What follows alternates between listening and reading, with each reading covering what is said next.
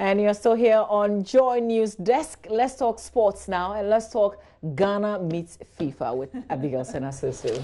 So finally, FIFA accepted to meet our delegation after they brought us that letter to caution us to withdraw our case from the court and then about liquidating the assets of the Football Association. So FIFA wrote to us yesterday evening accepting to meet the leader of the head of the Maison team that they formed for us, that's Dr. Kofi Amo, and then the minister of the sector, Honorable Isaac Isiama. And this time we are going with the deputy chief of staff. Yes, we're told. Yes, and so they are in Zurich now, and so we are waiting. What are we hoping? I mean, but listen, yesterday I was on the side of FIFA could go ahead and ban us, but I'm sure that objectively you've also heard a lot of Ghanaians say, what can come, can come.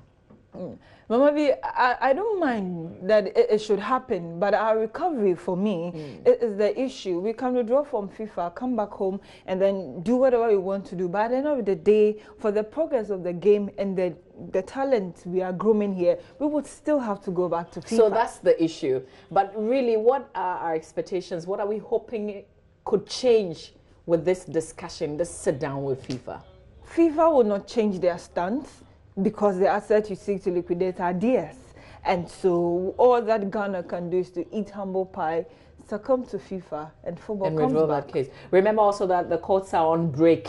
Yeah, so that's October. It. So this deadline, I don't know how we're going to meet that deadline, even if government agrees to withdraw the case from court. That's the issue now. And so they're just going to accept, okay, FIFA, we went too far, and so now deal with football people. But I believe government will also want to deal with the individuals that were implicated in this announced video. Because from the onset, a lot of people have said that for the fact that Kwesi Nyantakyi was a little political, that is why government has been so aggressive. And so they would want to definitely deal with that political angle and leave football for football people. We'll see what happens, Abigail, when we begin to hear details of that conversation far away in Zurich. But let's talk about when the Champions League champions and the Europa League champions meets, and the Europa League champions win the game. How do you call them? They are the UEFA Super Cup winners. And it's a big deal for Atletico Madrid because twice they have tried to beat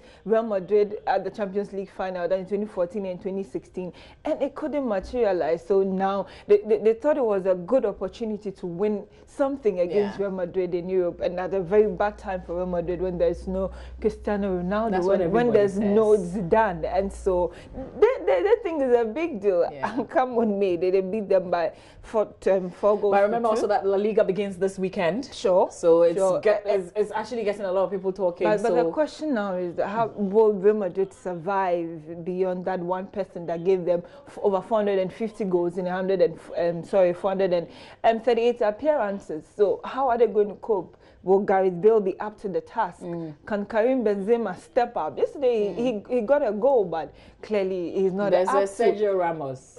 And he will always wait for penalties. So let's see. We'll see how that goes. But thank you, Abigail, for sports. And that will be all for News Desk. For more news, do log on to myjoyonline.com.